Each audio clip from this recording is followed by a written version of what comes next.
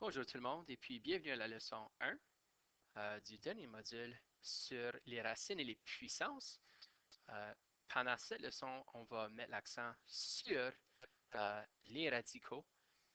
Euh, c'est quoi un radical? Euh, c'est essentiellement une expression formée, si on regarde ici, radical, c'est une expression formée du symbole racine, d'un indice et d'un radicande. OK? Euh, c'est quoi l'indice? L'indice, c'est le petit nombre inscrit entre les branches du radical. Donc, par exemple, si on a une racine carrée, l'indice c'est 2. Si on a une racine cubique, l'indice est 3. Um, et on a parlé du radicande aussi. C'est quoi le radicande? C'est ce qui se retrouve en dessous du symbole de radical. Donc, si par exemple on voulait mettre un 9 ici, le radical est 9, excuse, le radicande est 9. Le radical, c'est racine carrée de 9. On sait que la racine carrée de 9 est égale à 3. Et puis, disons que si on avait un 8, le radicande est 8, l'indice est 3, et la racine cubique de 8 est égale à 2. Comment est-ce qu'on sait ça? Bien, encore une fois dans le vocabulaire ici, si on a racine carrée et racine cubique, um, un nombre dont la deuxième puissance est égale à un nombre donné. OK? C'est ça une racine carrée. Donc, n'importe quoi euh, dont la deuxième puissance est égale à quelque chose, ce nombre, excuse, le nombre est la racine carrée. So, tout simplement dit, à cause que 3 exposant 2 est égal à 9, on peut dire que la racine carrée de 9 est égale à 3. Même chose avec une racine cubique. OK? À cause que 2 exposant 3 est égal à 8, on peut dire que la racine cubique de 8 est égale à 2. OK? Um, donc, c'est presque comme une opération quand on fait la racine carrée de quelque chose. Um, si on fait racine carrée de 9 est égal à 3, on ne peut pas oublier d'enlever notre symbole racine carrée à la fin. C'est quelque chose qu'on voit très souvent. OK?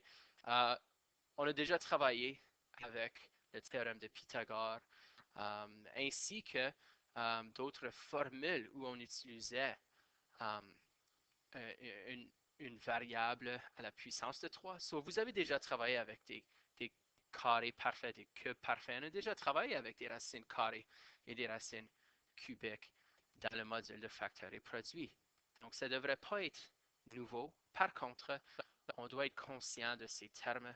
Je vais les utiliser pendant cette leçon et à travers du module. Donc, si je parle d'indice, on doit savoir c'est quoi l'indice. OK? So, par exemple, je vais mettre un autre ici. Je vais écrire quatrième racine de 122. OK? 4, ça c'est l'indice. Ça c'est notre radicande. Et tout ensemble, c'est le radical.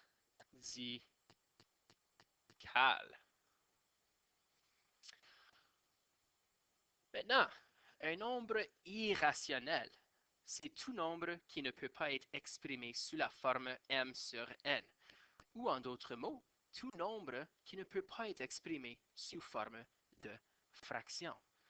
Essentiellement, tout nombre qui apparaît sur ta calculatrice comme un nombre décimal infini qui n'est pas périodique est un nombre irrationnel.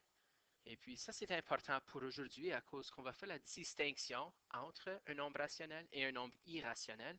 Et puis on va estimer leur valeur. Donc, par exemple, si on veut faire la quatrième racine de 122, je vais écrire 4 avec le numéro quatrième racine.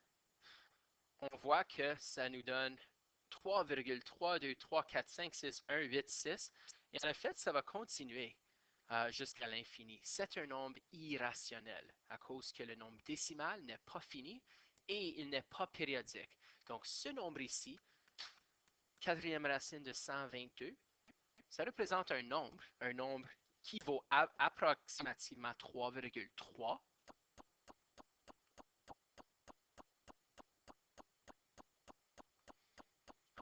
3,32, 3, 4, 5, 6, 8, 6, et ça continue. Ça représente ce nombre-là, OK? Puis ce nombre est un nombre irrationnel, qui ne peut pas être écrit sous forme de fraction.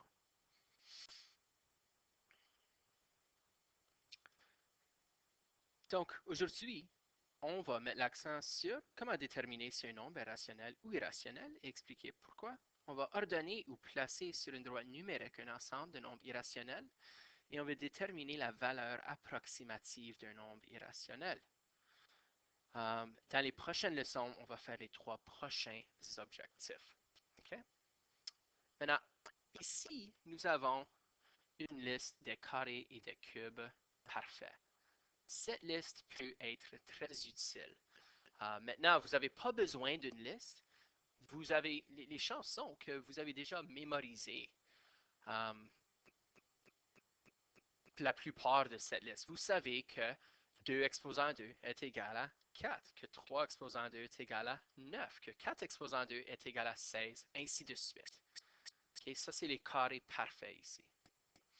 Vous savez aussi que 2 exposant 3 est égal à 8, 3 exposant 3 est égal à 27, ainsi de suite. Okay? Et juste un rappel ici, 2 exposant 3, c'est égal à quoi? C'est 2 fois 2 fois 2, c'est 8. OK? Ça, c'est un exposant. C'est la base multipliée par elle-même ce nombre de fois. OK? So, il ne faut pas mémoriser ceci. C'est bien de les connaître pour le prochain module. Et vous pouvez le calculer vous-même. Tu peux juste dire, OK, je vais prendre n'importe quel nombre exposant 3, ça c'est un cube parfait. N'importe quel nombre exposant 2, c'est un carré parfait. OK? Mais dans les prochaines leçons, c'est important d'avoir des référents, d'avoir un sens de la grandeur des carrés parfaits et des cubes parfaits. OK? So, on va retourner avec cette liste ici dans la prochaine activité qu'on va faire. So, on a déjà parlé un peu de c'est quoi les nombres irrationnels lorsqu'on parlait du vocabulaire de la leçon. So, encore une fois, un nombre irrationnel est un nombre qui ne peut pas être exprimé sous la forme de fraction. Et donc, pour bien les écrire, on utilise souvent une racine ou un symbole. OK? So, afin de maintenir la valeur exacte de ces nombres et de ne pas les arrondir, on les exprime sous forme d'une racine ou d'un symbole.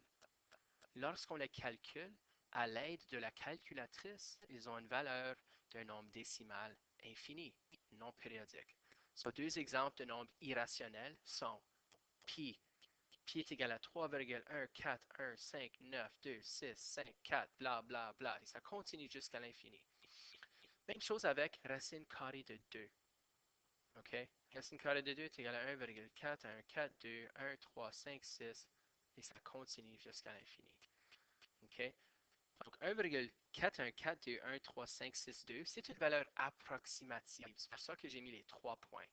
Je ne peux jamais écrire ceci. So, la valeur exacte de racine carrée de 2 est racine carrée de 2. Okay? Un radical va représenter un nombre rationnel si, lorsqu'on entre sa valeur dans notre calculatrice, on obtient un nombre décimal fini ou périodique. Si c'est le cas, c'est à cause que les nombres compris dans le radicand, ça c'est le nombre en dessous du symbole, sont des carrés ou des cubes parfaits. Okay? Donc, si je regarde la racine carrée de 9 quarts, okay, c'est la même chose que faire racine carrée de 9 sur racine carrée de 4. qui est égal à 3 demi. Si je fais, même dans ma calculatrice, racine carrée de 9 divisé par 4, ça me donne 1,5. 1,5, c'est un nombre décimal fini. C'est pas un nombre infini. C'est juste 1,5. 1,5, c'est la même chose que 3 demi. Donc, ce n'est pas un nombre irrationnel, c'est un nombre rationnel.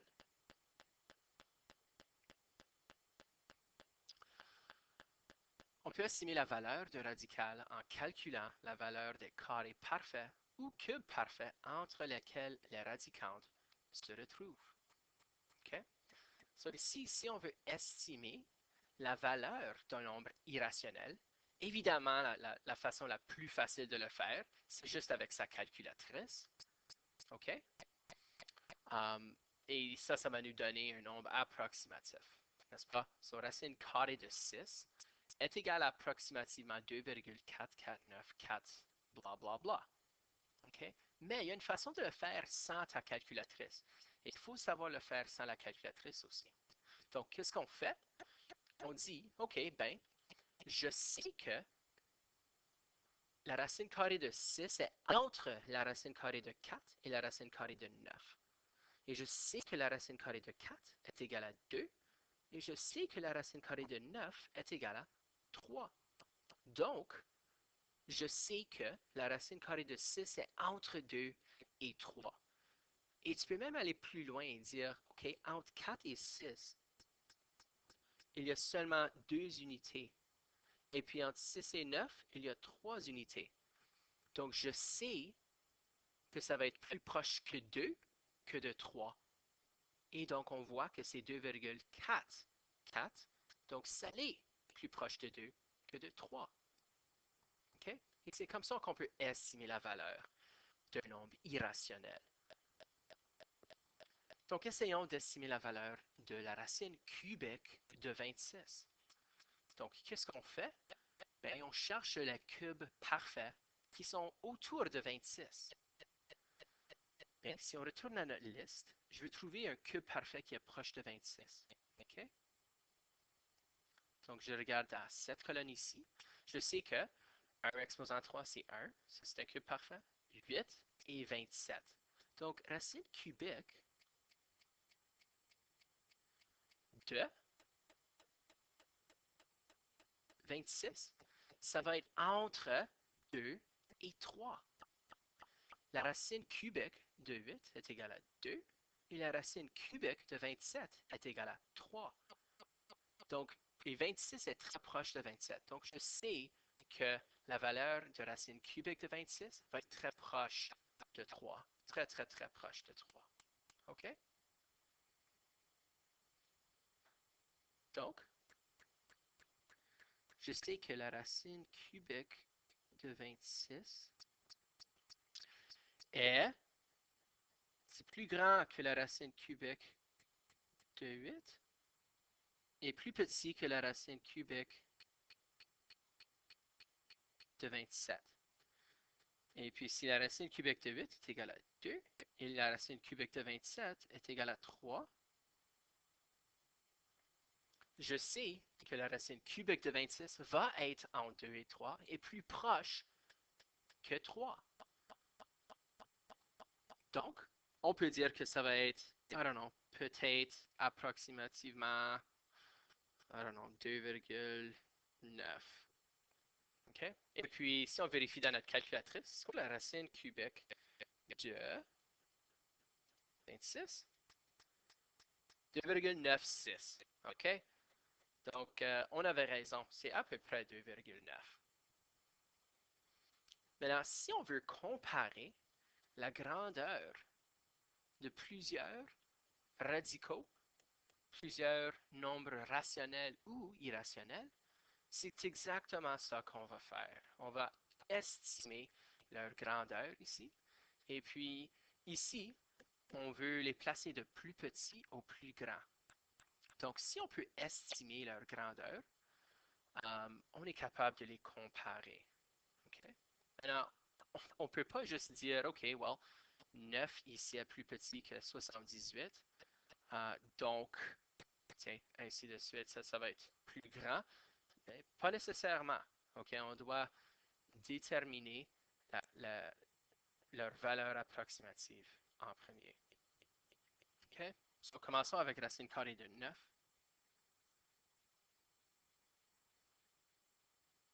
Bien, 9 est un carré parfait. Et on sait que la racine carrée de 9, quel nombre multiplié par lui-même deux fois donne 9? C'est 3. 3 fois 3 est égal à 9. Donc la racine carrée de 9 est égale à 3. Essayons avec la racine cubique de 78 maintenant.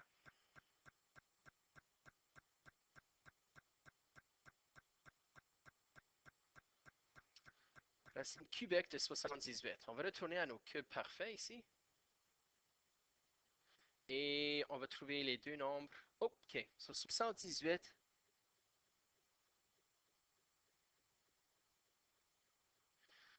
la racine cubique de 78 est entre la racine cubique de 64 et 125. Et puis, c'est-tu plus proche de 64 ou de 125? Plus proche de 64. Donc, le nombre est plus proche de 4. OK? Donc, c'est 4, quelque chose. I don't know, 4,2, disons.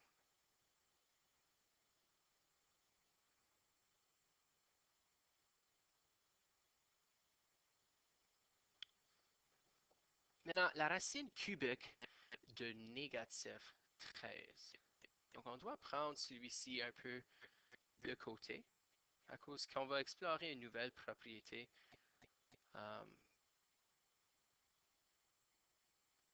Pour la racine cubique d'un nombre négatif.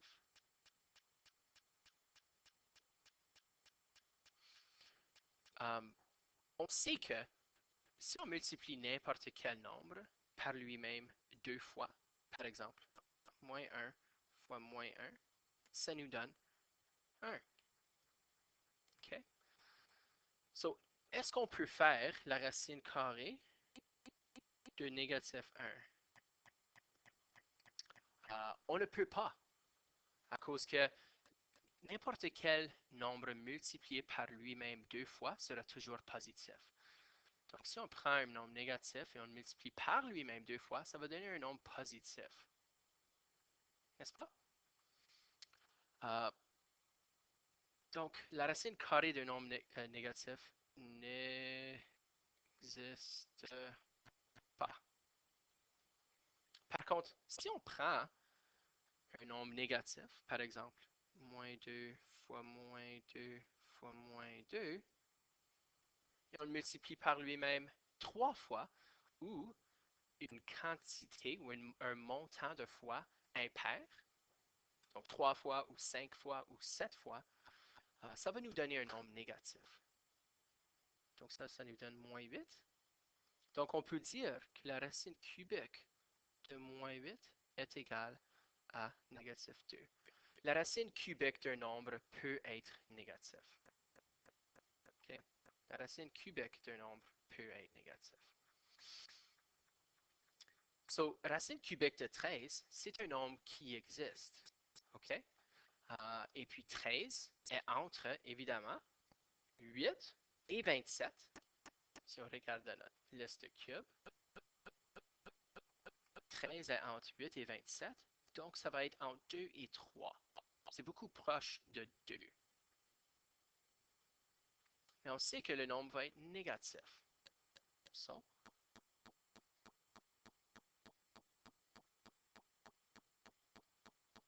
on va dire que c'est égal à, oh, I don't know, 8, 13, 27.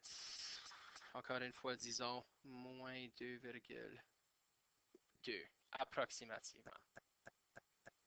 OK. Quatrième racine de 90, on va garder celui-là pour plus tard. Regardons A, racine carrée de 18. Racine carrée de 18 est entre 16 et 25. Entre 16 et 25. Oh, wow! Ça, c'est pas mal proche de lui, en effet. OK. Entre 16 et 25, il faudrait regarder à l'écart. Peut-être que je vais le changer à racine carrée de 24, je pense. Yeah, je vais faire ça.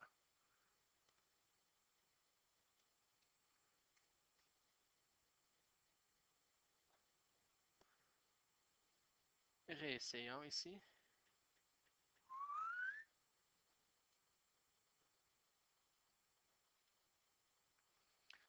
So, racine carrée de 24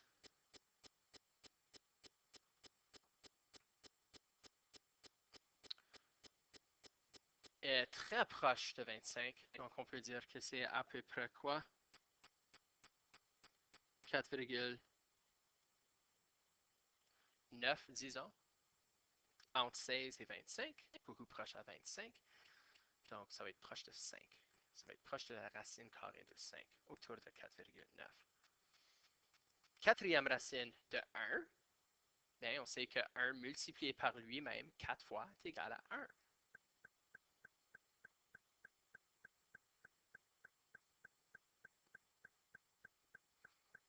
1 fois 1 fois 1 fois 1 est égal à 1. So, la quatrième racine de 1 est égal à 1. Et dernièrement, comment est-ce qu'on peut trouver la quatrième racine de 90? Bien, on sait que 1 à la 4 est égal à 1. C'est quoi 2 à la 4? Bien, c'est 2 à la 3 fois 2. Donc 8 fois 2, c'est 16. C'est quoi 3 à la 4? C'est 27 fois 3. 81.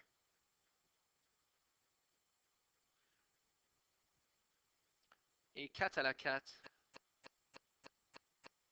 c'est quoi? 256. Donc, la quatrième racine de 90 va être entre 3 et 4, et ça va être beaucoup proche de 3, juste un peu plus grand que 3. Donc, disons que c'est 3,1. OK?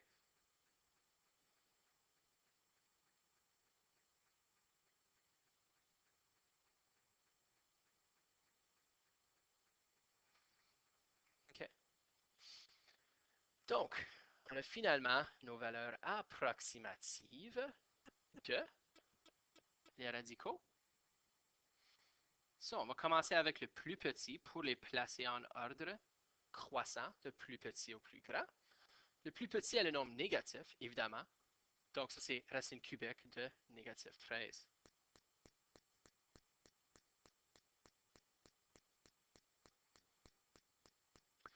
Le deuxième plus grand est égal à quoi? C'est notre 1 ici. Donc, on va mettre quatrième racine de 1 et deuxième. Cela a une valeur de approximativement 1. Ensuite, on est au quoi? Il est parti.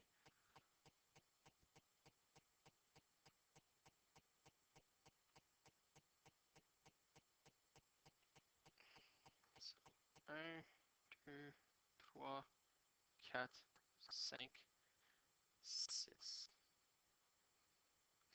Donc, le troisième de ceux-là, c'est 3, racine carrée de 9.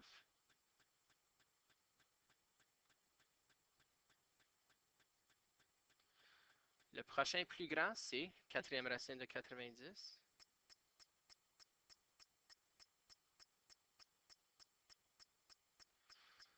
Et finalement, nous avons, troisième, la racine cubique de 78. Oups.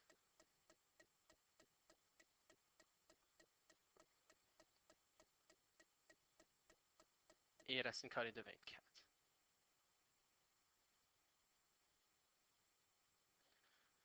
Et ça, c'est notre ordre croissant de nombres irrationnels. Irrationnel, en effet. 4 était un nombre rationnel. Celui-ci était un nombre rationnel. Racine carrée de 9 était un nombre rationnel. Mais les autres étaient tous irrationnels. Donc, ça m'a fait à notre première partie de la leçon sur les radicaux.